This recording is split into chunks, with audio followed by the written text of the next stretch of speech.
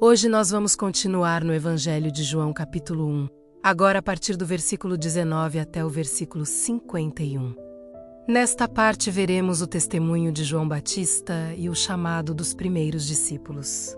O texto diz no versículo 19: Este foi o testemunho de João, quando os judeus enviaram de Jerusalém sacerdotes e levitas para lhe perguntarem: Quem és tu? Aqui vemos que João Batista já estava chamando a atenção. As autoridades religiosas queriam saber se ele era o Messias prometido.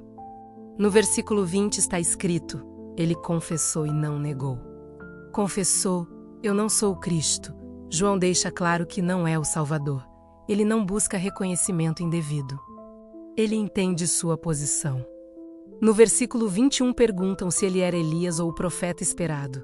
João responde que não. Então no versículo 23 ele declara: Eu sou a voz do que clama no deserto.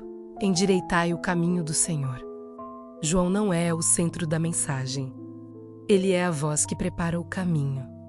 Nos versículos 24 ao 27, os fariseus questionam por que ele batiza.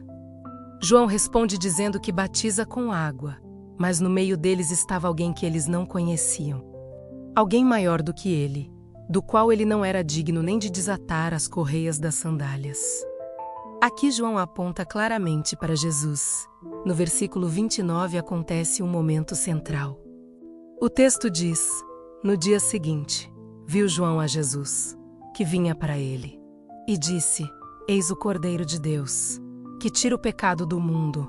A expressão Cordeiro de Deus tem um significado profundo. No contexto judaico, o cordeiro era símbolo de sacrifício. João está declarando que Jesus veio para remover o pecado. No versículo 30, João explica que aquele que vinha depois dele já existia antes dele, mostrando a eternidade de Cristo. Nos versículos 31 ao 34, João afirma que viu o Espírito descer do céu como pomba e permanecer sobre Jesus. E declara: Eu vi e tenho testificado que este é o Filho de Deus. O testemunho de João confirma quem Jesus é, nos versículos 35 e 36, João novamente olha para Jesus e diz: Eis o Cordeiro de Deus. 2 discípulos que estavam com João ouvem isso e começam a seguir Jesus. João cumpre sua missão ao direcionar pessoas para Cristo.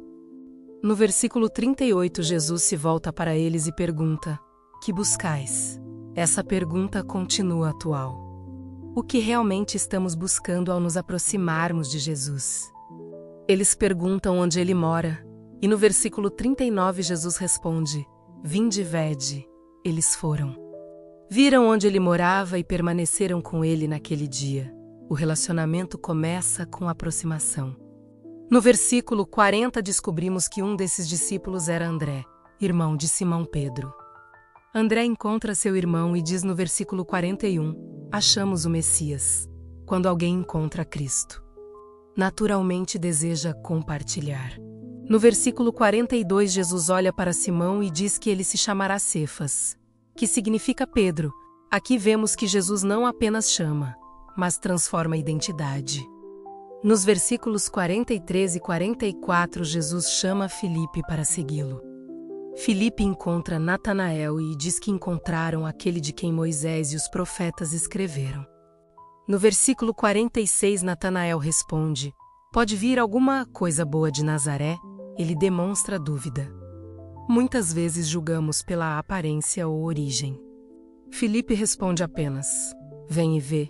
Ele convida a experiência. Nos versículos 47 ao 49, Jesus demonstra conhecer Natanael antes mesmo de encontrá-lo.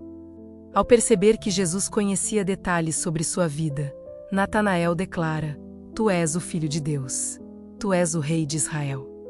O reconhecimento acontece quando entendemos que estamos diante de alguém que conhece o coração. O capítulo termina no versículo 51 com Jesus dizendo: Em verdade vos digo que vereis o céu aberto e os anjos de Deus subindo e descendo sobre o Filho do Homem. Essa imagem aponta para Jesus como a ligação entre o céu e a terra. Nesta segunda parte do capítulo 1 vemos 3 coisas claras. João Batista aponta para Cristo. Jesus é reconhecido como o Cordeiro de Deus e os primeiros discípulos começam a segui-lo. Seguir Jesus começa com ouvir, responder e permanecer. No próximo estudo veremos o primeiro milagre de Jesus, nas bodas de Caná, no início do capítulo 2.